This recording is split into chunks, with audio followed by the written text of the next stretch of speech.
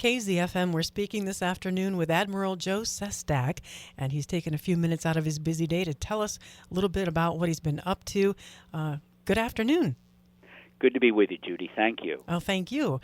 I understand that you are on a mission to see that this country serves those who served their country. Yes, I joined up in the military as the Vietnam War was ongoing, and I loved it. I stayed 31 years. I headed the Navy's anti-terrorism unit. I was on the ground for a short mission at the beginning of the war, commanded carrier battle groups in the war, served as President Clinton's director of defense policy in the White House at the National Security Council. But I came so much to admire and respect those who served. They're double the citizens. Our veterans served us to protect our nation, and now they're here at home, and they're double the citizens helping the productivity of America. And there's more we have to do to ensure that we have actually had them rewarded, in a sense, because of how well they served us. I like it. You hear stories about the Vietnam War, and I think we've come a long way, perhaps in awareness of how we treat our veterans, but are the veterans feeling it? I mean, you're in touch with them a lot. What? Yes. Look, I think it's so different than the Vietnam War era, where they came home and literally our nation almost kicked them to the curb. There was not even a welcome as they came home, having gone overseas for our country. Yeah. Whether you agree or don't agree with the war, they were our sons and daughters who served us when the government said, we will do this. I go to a prison every year in order to visit our vets, both as a congressman and now even as a private citizen. I go and visit them as a former Navy admiral to thank those in prison for their service. And I think that so many feel that with Iraq and Afghanistan, we did much better recognize how well they served us and help them at home. But yet, there's so much to be done. The signature issue of the war is traumatic brain injury and post-traumatic stress disorder, and yet we have not fully taken care of our vets in that. In fact, there was a bill 2 years ago, and senators, one in our own state, Senator Toomey, voted against the bill in order to help them get even the increased treatment that so many of them need. And so, yes, there is more, and many vets feel there should be more, just to help those who came home from Iraq and Afghanistan particularly. We'll be back with more from Admiral Joe Sestak right here on KZFM. KZFM, we're speaking today with Admiral Joe Sestak. He's a former U.S. Senator. He's looking to help our veterans in very concrete ways. Hey, Joe, I saw a pretty disheartening statistic last year that relates to suicide and the post-traumatic stress. That's an issue, too, I guess. Yes. And for women veterans, the suicide rate among our women veterans is 8 times higher than it is upon women and just who are or citizens of this country but are not veterans. They have truly gone through challenging moments over there. And as you know, there have been unfortunate reports about some of the sexual trauma that they've had, unfortunately, undergone. And so much more needs to be done because of the higher suicide rate of our veterans. And again, I'm so disappointed about that bill that was voted down in the United States Senate. Indeed. What would you do to make our government more accountable to the vets? Well, I think what they have to do is understand, first off, that there is several areas where our veterans actually need to have support. Number one was what we just said, the medical area.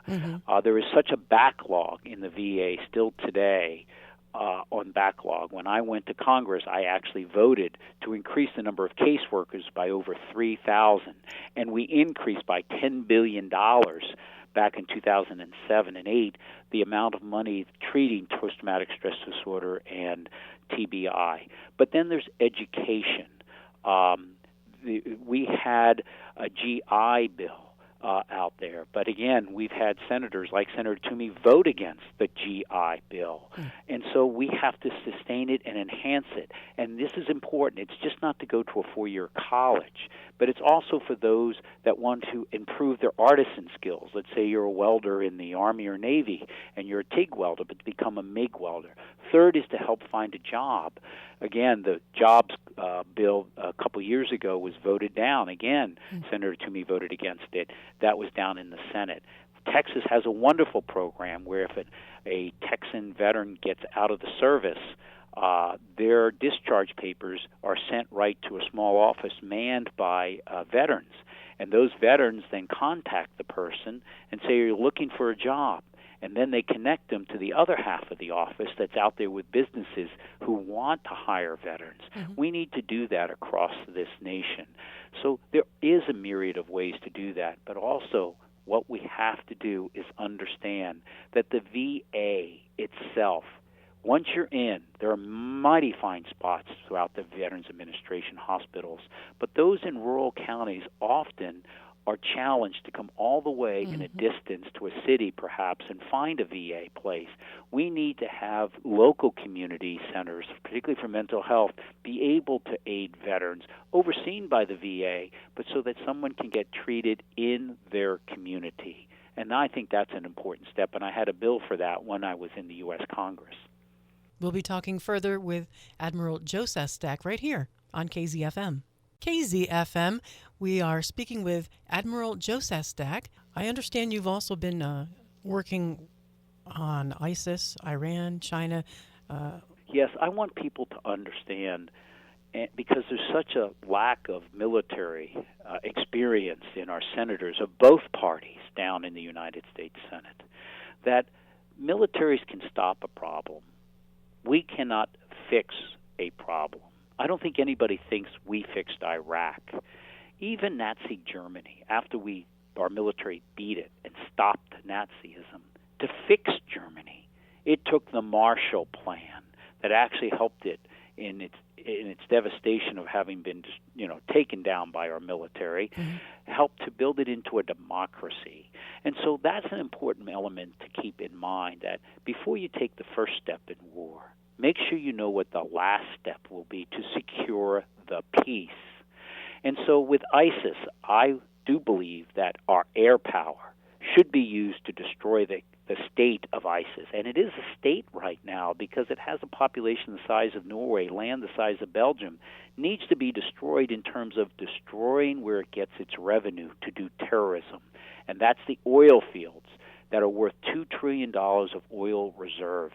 Destroy the pumping station so it doesn't get the $1 billion a year it gets from it. Number two, make sure that the ground war is being done by other nations like Saudi Arabia and the 32 Sunni militias that need to lead the coalition on the ground, and nations often adversarial to us, like Russia that is there, like Iran that is there. Yes, they're adversaries at times, but they now have a common enemy. One of our enemies is one of their enemies, ISIS, and use them on the ground with the Sunnis and all to do the ground campaign as we do the air. And at the end of the day, be ready with these nations to ensure that when the caliphate, that state that ISIS destroys, is destroyed, that we are all there to ensure that it doesn't become a vacuum with another bad group moves in. But somehow we've used our diplomacy to have a securing of the peace there among the nations like Turkey, Saudi Arabia, Jordan, and others that secures the peace. That's the proper way to address ISIS. You sound like a military strategist, sir. It's interesting, Judy. When I was not at sea, and I spent over 10 years at sea, when I was at home, they sent me to Harvard University to get my doctorate to work within strategy. I worked in the Navy Strategy Shop. I worked for General Powell on the Joint Chiefs of Staff when he was the chairman on strategy. And then I went to the White House, and each year I did the national security strategy for the nation, putting it together from among the agencies. And that's what I fear. Too many people think you just go out there and you see a problem and you play whack-a-mole with our military. No. Militaries work in consonance with the other elements of our power, the power of our economy, the power of our diplomacy. Take China.